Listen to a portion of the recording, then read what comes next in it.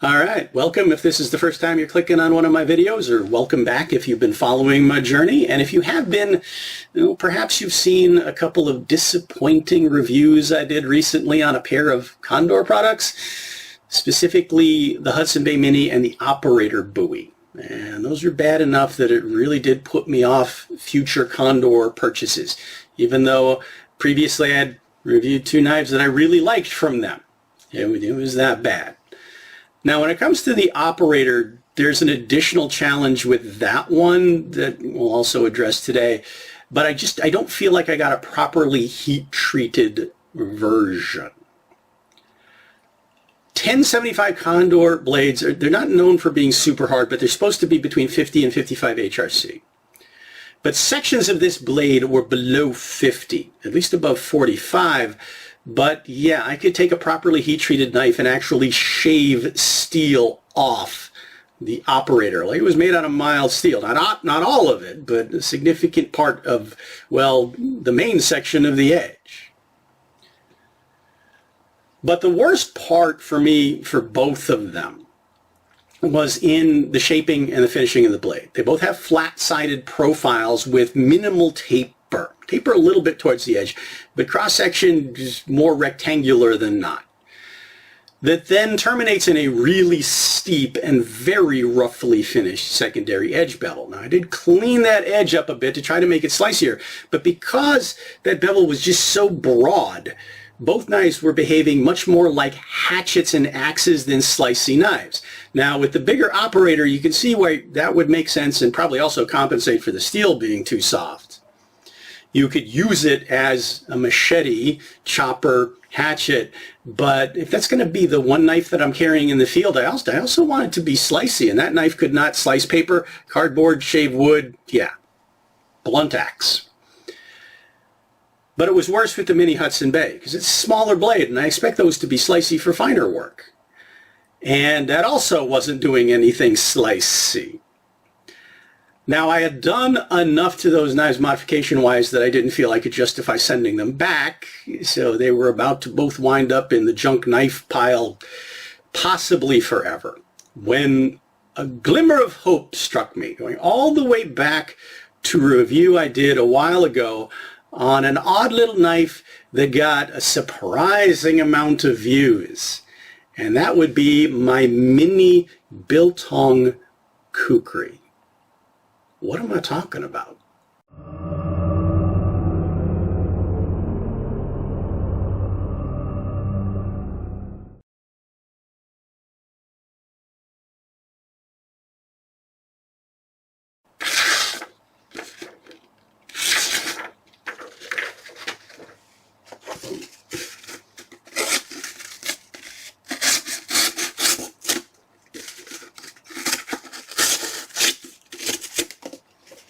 Okay, so when I initially reviewed this knife, it had a very, very different edge geometry.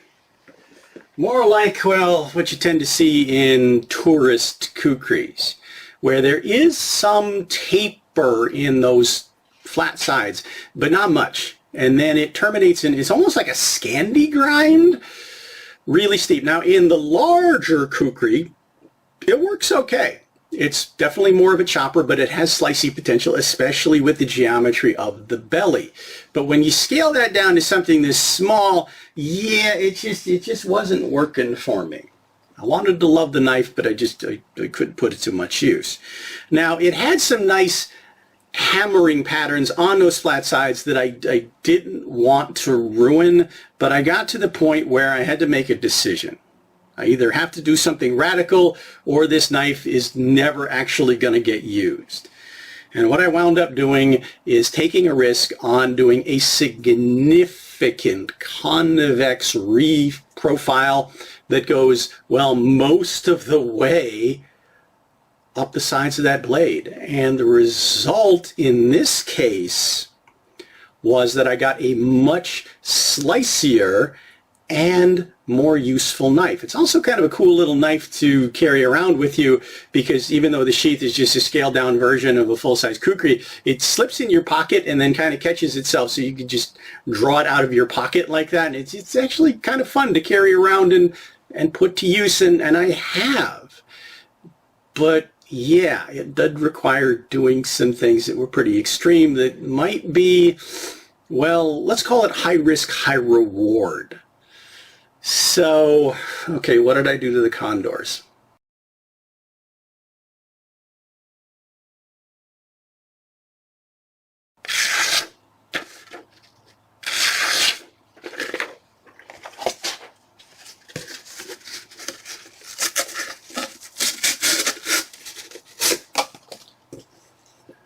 All right, now this might be beyond the average tinkerer.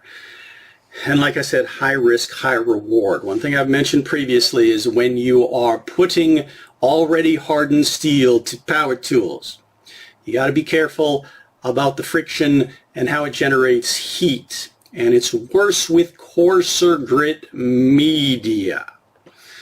So since I did remove a lot of steel, I started at about 80 grit and worked my way to finer grit.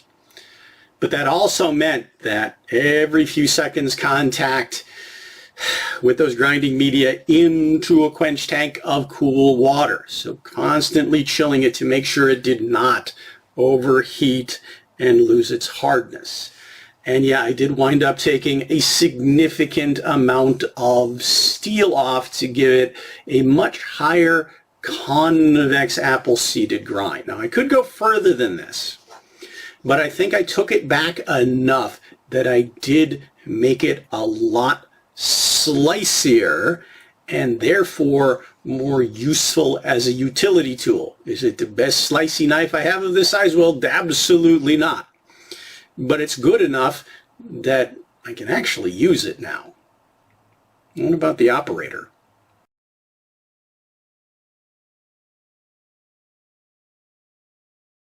Quick note on my tools. I do not have an expensive shop, just a little space in my garage. And my primary tools for doing this kind of work, yes, I do use a bench grinder, angle grinder for certain tasks, especially when I need to cut away quantities of metal, do significant reshaping. Those are considered to be more like my chainsaw tools in this situation, and those generate a massive, massive amount of heat and nothing flat, so quenching cooling is essential. Most of the work I do in terms of sizable reshaping and removal is on a pretty common 4x36 belt grinder, and I just use a variety of belts from 60, and I have belts that go all the way up to 1,000 grit for fine finishing. But when it comes to fine finishing, I use a 1x30 belt sander, which I got actually really cheap at Harbor Freight. Does the job for fine refinishing, repolishing. Great for finishing edges. It's kind of like an oversized work sharp, but it also works on, polishing surfaces and things like that. And again, I've got grits that go up to 1,200. Also do some work with, obviously, files, stones, steels, other kinds of sharpening tools. But yeah, you could probably pick up most of the things that I use without huge expense, and they don't eat up a whole lot of space, but they do generate a whole lot of dust.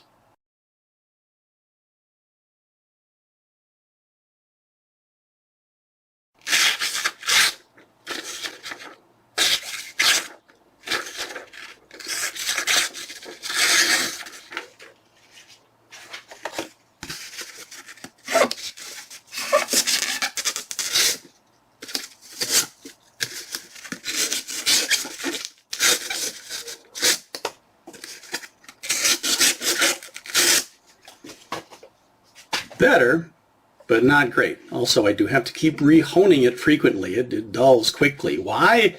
Let's check this out. Hear that catching? Yeah, not up here, not back here, but definitely a lot of the business section of the edge is just way, way too soft. Now I did the same thing, really kind of eliminated that secondary edge bevel in favor of a more convex grind. Could I go further with it? Yes, but because of the softness of the steel, that makes me nervous. I want to keep some meat behind that edge for now. But I don't know. I mean, some parts are hard and some parts are not so hard. If it's just here that's soft and it doesn't go very far in, could I just keep removing steel until I got to all harder steel? Or would it just keep getting softer all the way down to the spine? I don't know. Speaking of high risk, high reward, maybe I'll go ahead and do that because I'm still not super pleased with this knife, especially considering what I paid for it. Now I'm going to go ahead and roll in some footage of carving, shaving, chopping wood.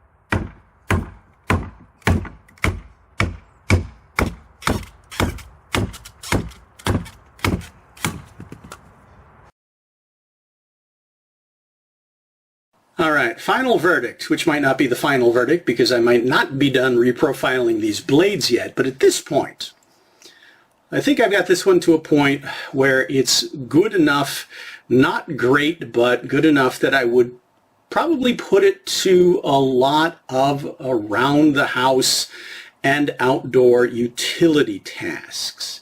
Also, I like the feel of it, I like the look of it. Very similar to how I feel about this one and how I use this one. But when it comes to the bigger operator, well, you saw that it did okay in carving, shaving, chopping, and batoning. Didn't take any damage other than surface scuffing doing that, which is easy enough to fix. So it can do the job, but I'm still really not thrilled with it. I would probably relegate this to being, well, a yard work and, shall we say, demolition knife. Something I could take out to do rougher tasks where I would be afraid that I might damage a nicer knife of mine. Would I take this out in the woods with me as my primary bushcraft tool? No. As a backup in the toolkit or backpack? Maybe. Again, for some of those rougher jobs that I'm afraid might damage a nicer blade. It's kind of a little machete in that sense. But considering what I paid for it, and on both of these, what I had to do to them to make them usable to me, I just don't feel that's acceptable, especially not for what I paid for them. This one was $70 and change. This one was over $100. And considering the choices you might have for knives like this in those price ranges, yeah, I still consider both of these a fail, and I am still, unfortunately, kind of turned off Condor. So if you've had any experience with these knives or similar sized and shaped intended use Condor products or other knives that you would consider recommending to me as being better or ones you'd warn me away from for being worse, let's get our conversation going as usual in the comments. But as always, thanks for watching, following my journey, subscribing to the channel, liking the videos, adding to our conversation, and I hope to see you back for hopefully, well, something more encouraging next time.